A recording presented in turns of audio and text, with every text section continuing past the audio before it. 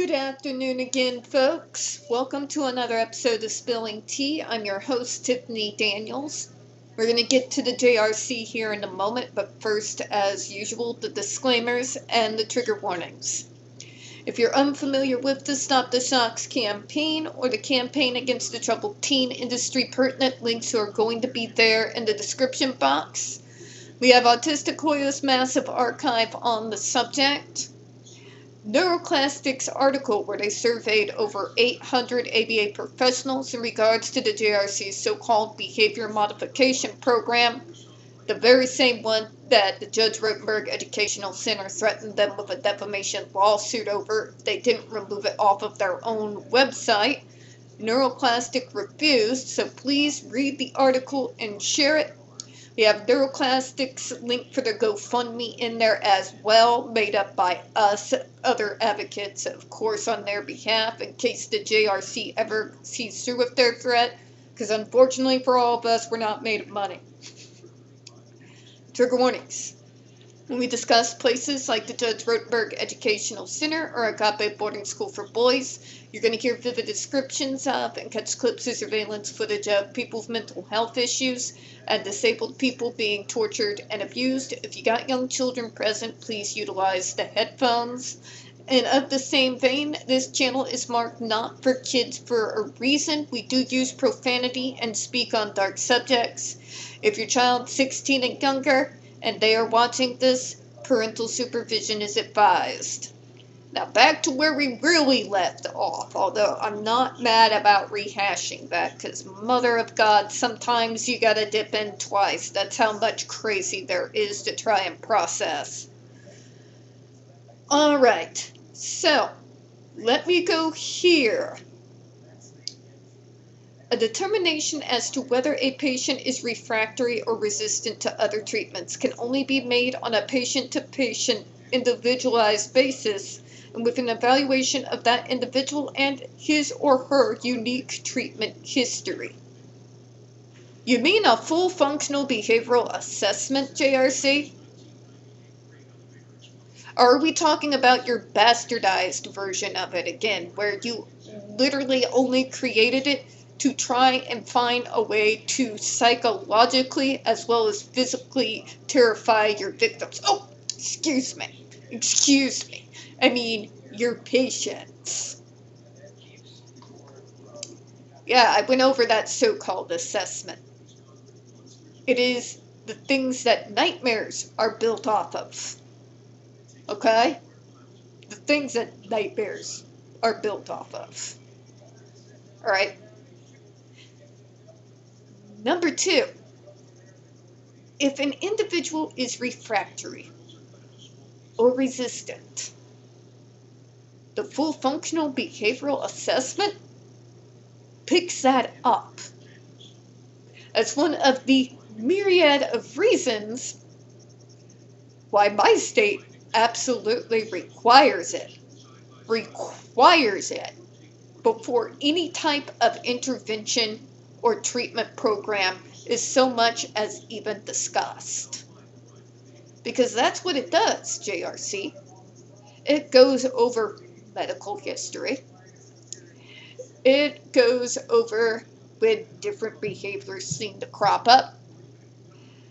They talk to us, interview us for hours in regards to the context of the things that happen and what's going on in our heads within the time period that we are getting triggered before the behaviors take place. Now that's the kind of assessment you want to be able to have in hand before you start talking treatment programs, so that you have all the information you need right there at your fingertips. And you can look over all the other programs and options out there with a fine-tooth comb so that you can be a bit more confident in regards to which program you ultimately end up choosing. It's also a good tool in case those programs don't necessarily work right away, because it's one of the best tools in regards to creating a completely independent and different type of treatment program where you can take a couple bits for what's already out there and standard to best fit the consumer that you are treating, right? Who wants to bet, and how much money do you want to put on the table that says that the full functional behavioral assessment is not what the JRC had in mind when they made this statement? It becomes extremely clear that they like to pretend like they don't even know what that is. Or the fact that there is a reason why any place worth its salt will absolutely require it before going over treatment options. I'm sorry, they've been around too long. You cannot tell me that they don't know what it's for or its purpose. The reason why they made this the way it is they are trying to indicate that the only people who are qualified to determine whether a patient is refractory or resistant to other treatment methods, the only people that have the know-how, the training, and the experience to be able to determine that are the people who are at and run the Judge Rotenberg Educational Center. Who wants to bet me? Who wants to bet me? You see, JRC, I find that very convenient for you, because you have a financial stake in the matter. One of the many shady things that you do and get away with. Because if you determine to your staff that no other treatment methods are going to work, then you can try and sell the parents on your bullshit.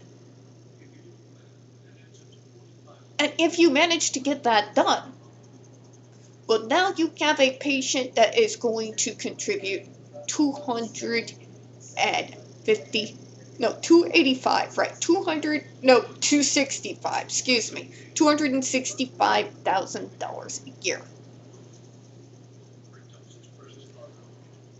I'm sorry, but no. Absolutely not, JRC. Absolutely not. You see, you have money on the line, which means whatever individual so-called professional staff that you have on hand to make that determination has a financial stake in finding that the patient in question is refractory or resistant. Which means we're not getting an objective opinion. We have someone making a decision that has a financial stake in regards to finding them refractory or resistant or not. Because if we find not, that means that the JRC is not the only consideration out there in regards to a treatment program. Isn't that right, JRC? They make themselves to be the only experts in regards to a special subpopulation of refractory and resistant students. Funny how they do not trust anybody else's opinion in regards to said patient being refractory or resistant except their own. That is a major financial conflict of interest, JRC. It looks shady even under the best of circumstances. But considering we know that you all feel absolutely, let's put it this way, You are on par with our current president in disregarding court orders and destroying evidence. Alright? It's not a compliment. So you're going to have to excuse me if I'm not buying your bullshit.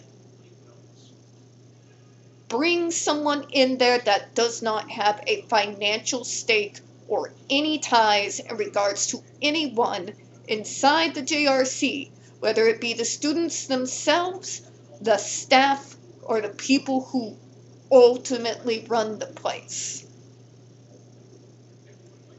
And I don't want that doctor within the JRC when making that determination. I want them to be far away from you all, in their own office settings, with not a single person connected to JRC in sight,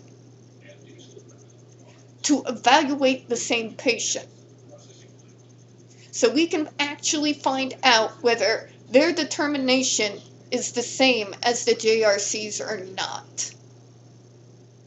A truly objective party. I would find that very interesting, wouldn't you? Yeah. Let's continue. Since the FDA has not accepted the repeated invitations of JRC, nor the parents of JRC to inspect the JRC's program and review the entire treatment records of the patients, which demonstrate the years of failed attempts at prior placements at JRC to treat these individuals with the therapies the FDA deems the state-of-the-art for SIB and AB, it can hardly claim to have made an honest and thorough assessment as to the refractory nature of 55 individuals to whom the ban would apply. Holy word salad pseudoscience bullshit, Batman. First of all, JRC, can we stop with the run-on sentences?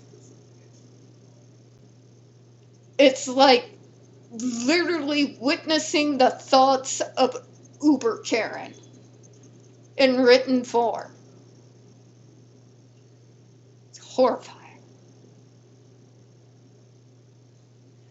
Number 2. That's bullshit, JRC. That's major bullshit. Let me rewind you all back. Remember when we went over the proposed original ban that was done in 2014, where the FDA made very clear that they tried over and over and over again to get in contact with the Judge Rotenberg Educational Center in regards to properly evaluating each of the new iterations of the GED device,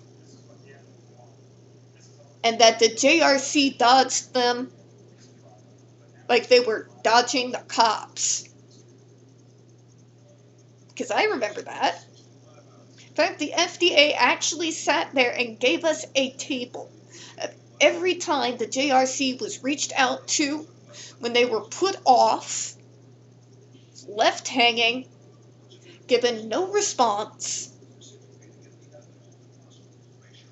Yeah. Oh, but the FDA is not alone with the dodging. Remember, the JRC did that to the police in regards to the students whose bloods they have on their hands. That is absolute nonsense, JRC. That's complete and utter bullshit. Because if that were true, if the FDA is just dodging you and not willing to come and go on your little propaganda tour from hell, then surely they would see your side. First of all, as a person who has actually worked in this field and was a major consultant in the formation of the Rivendell School for fellow autistic kids that I had a hand in all throughout the planning process and getting that ready to be brought together into the physical world. A dream of all of us who even had a small part of it. Okay? That's my background. You hear me, JRC?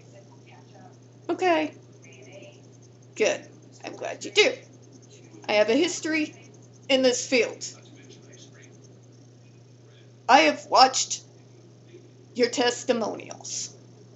I have watched your propaganda tours from hell. And I have broken them down on this channel so that others could also go through your Disney bad acid trip from the ninth circle of Dante's hell along with me. Okay? We listened to the words of Dr. Matthew Israel. We listened to his little acolyte Glenda Cooks. We listened to some of the most narcissistic, self-centered, scumbag human beings to call themselves parents since...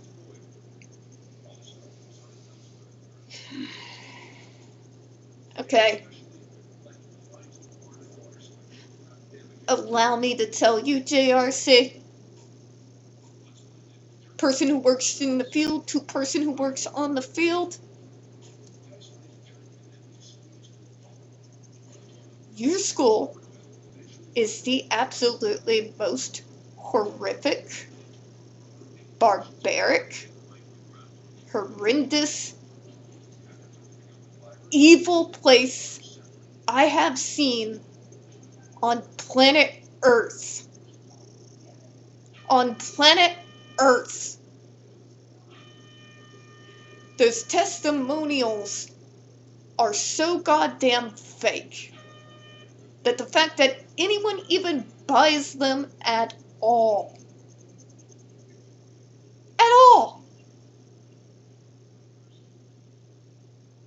I would believe an advertisement from McDonald's more in regards to food quality than I do any of those JRC testimonials or those camera tours.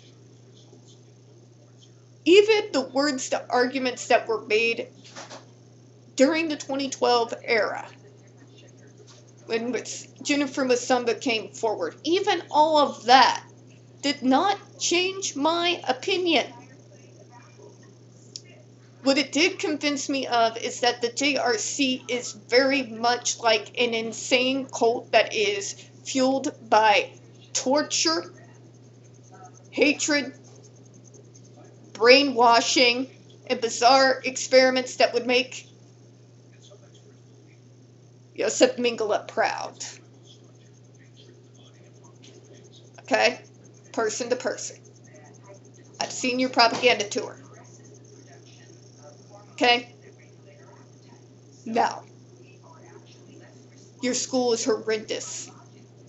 It is a scar on this country.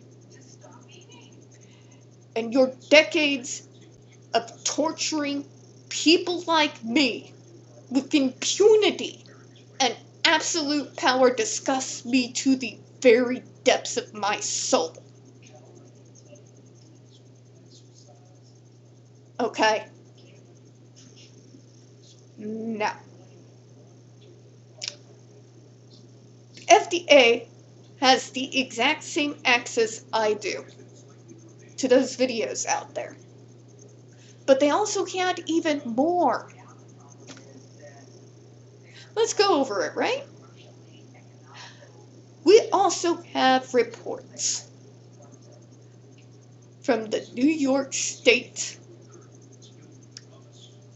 Department of Education from 2006, which, like the ER documents, came with photographed evidence of all the things that you tried to hide. You see, people don't trust propagandized tours. We trust the tours conducted from groups like mine out here in Missouri that are called when things go wrong. Okay? That New York report gave us a look behind the curtain at the real JRC. With all the evidence and documentation to back it up. With the ER documentation to back it up, and those photos of where you were not properly refrigerating food, the comments on how you would shock an individual not for an action but for what you think they were getting ready to do because y'all believe you're fucking psychic. FDA read all that. Did you know? They also went through the Andre McCollin's court transcripts, as did we, as well as the transcripts in regards to the two individuals that were woken up in the middle of the night. Both tied the 4-point boards face down with the noise helmets on, just like they did to Andre McCollin's, and without a question, after a phone call at night, shocked each person over 71 times. The same incident that got Dr. Israel in trouble when he ordered staff at the JRC to destroy that video surveillance that the court ordered him to provide in regards to that case. Yeah. FDA had access to all of that. Access to what you've said. Access to your propagandized tour that has been on YouTube for over a decade. The testimonials. But they also got access to ER documents and ER photographs. The 2006 report put out by New York, along with the photos they took, not just of injuries, but also of the food and safety concerns in regards to what you were doing there with those kids. And going over and being horrified by the so-called behavioral contracts that you force those kids into. See, the thing is, in regards to those of us who have to do those meetings, have to go out and do those unannounced visits, because we know something is wrong, and if we go in unannounced, we are not going to be able to get to the bottom of why there is multiple horrendous and terrifying reports in regards to injuries, food, and basic human decency by going on the propagandized, the carefully led tour. So explain to me, like I'm 5, why you felt the FDA needed to go there and do that. But before you answer that question, answer me in regards to if you were inviting them over to come inspect the ground so many times and they just failed and they refused to do it, then why did the FDA have so much to be able to detail every time they reached out to you to get each new iteration of your device licensed? And they couldn't get a hold of a single one of you to save their damn souls. In fact, to the point that they were actually able to make a complete table of every time they tried to get in contact with you to schedule getting those devices tested. And there was either no one to be found to be gotten hold of, or they were brushed off with excuses. The only actual device that has been approved by the FDA was the first GED device back in 1991.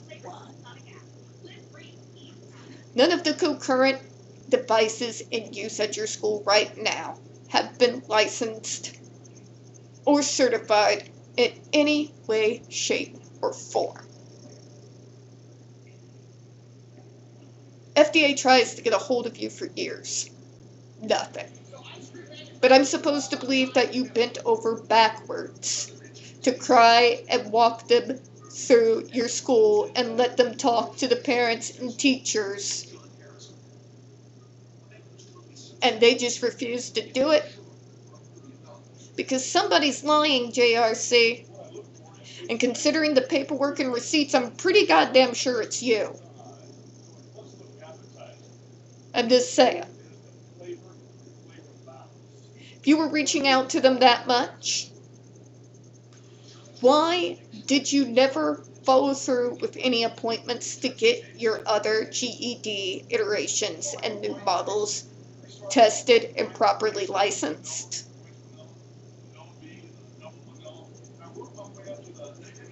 Yeah. And number two, you are aware of the fact that we are aware that a person on a guided tour is often guided away from the things that the person leading the tour doesn't want them to know, right? So tell me, how would that benefit the JRC if you're just giving them propagandized bullshit?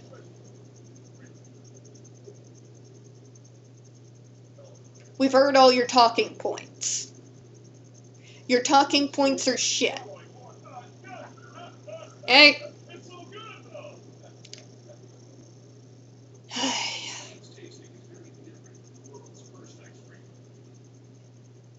We're going to go ahead and close out on that one, folks, because I can only take so much stupid.